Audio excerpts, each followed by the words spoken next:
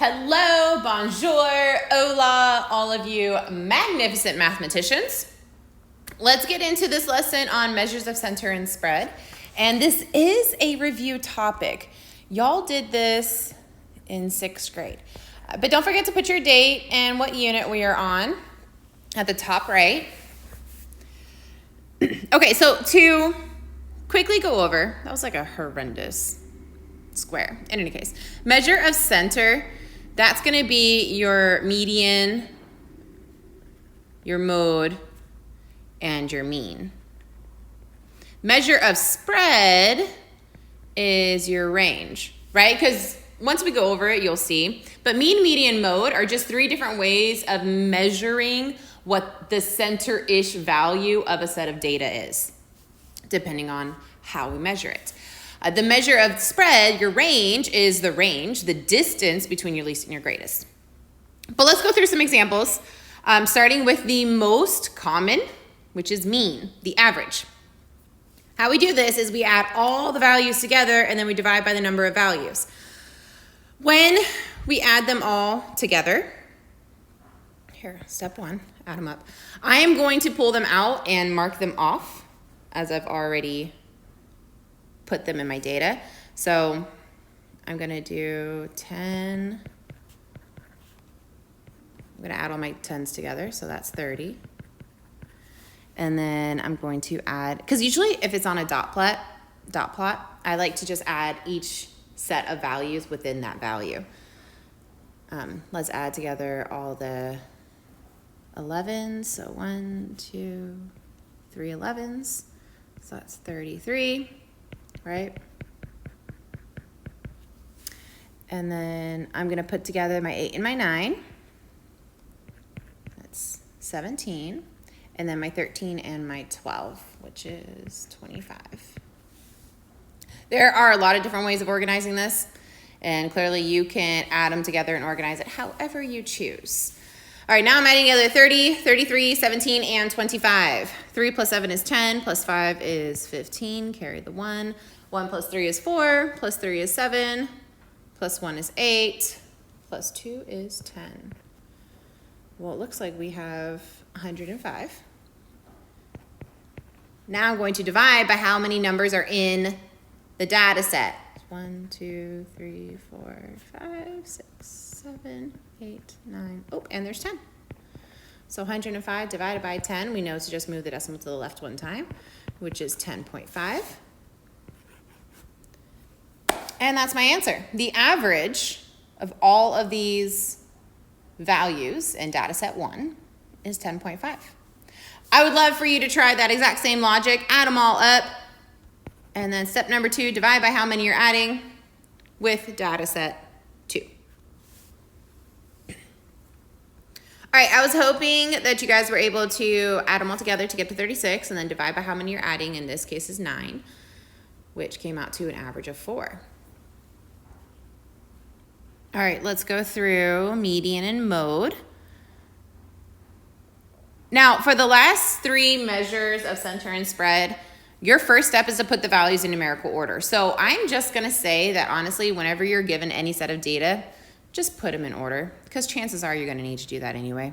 So let's start with the median. Sorry, I need to be able to see my set of data. I do also like to cross it off, but let me use a different color. I'll use light gray. So starting with 9. Nope, starting with 8. All right, hopefully, I'm just going to fast forward this part. There's 3 10s. There's 1, 2, 3 11s. 1 12 and 1 13. Okay.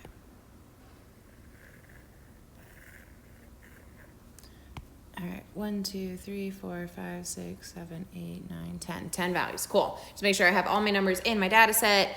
Now that they're in order from least to greatest, we're going to find the middle. You can do this several different ways. I like to either mark it off or just use my fingers. So I have one on this side, one on that side, this side, that side. So I'm crossing them off one at a time until I get to my 2 numbers that are in the middle. which it looks like is 10 and 11. And if there are ever two values in the middle, we're going to take the average of the two numbers, meaning add them together, divide by 2. Or just know the exact number that's halfway between the two. So 10 plus 11 equals 21. Half of 21, so 21 divided by 2, is 10.5. Or I just know that the exact number in between 10 and 11 is 10.5. Either way, you're going to get the same answer. Try that exact same thing, the median of data set number 2. All right, beauties, I hope you were able to get the median as 4. Considering there was an odd number of values in this set, there's only going to be one number in the middle, which came out to 4. All right, mode. We're going to do the exact same thing. We're going to put them in order from least to greatest and then find the one that is the most frequent, which means the one that appears the most. You know what? I'm just going to reuse my data set that I already did in numerical order. I'm just going to rewrite it. So I have 8, 9, I have 3 10s, I have 3 11s, 1 12, and 1 13. Okay. I'm trying to find the one that appears the most, and in this case is 10 and 11 because they both appear 3 times. So the mode in this set is both numbers, 10 and 11, because they both appear the same amount of times. They both appear 3 times. Cool. Try that exact same thing with data set number 2. All right, hopefully you're able to see that 4 does appear the most because it appears 3 times. All right, lastly, the range, the distance between the least and the greatest. First, put the values in numerical order, which we've already done twice. Then find the difference between the greatest and least values. So what I'm gonna do is I'm looking at my data set number 1, which is up here, but I've already put it in numerical order for the median and the mode. So I'm going to use that and pull out my greatest and my least. So greatest is 13. Least is 8, and I'm subtracting to find the distance between the two. So the spread of data set 1 is 5 because it ranges 5 units from the smallest to the greatest.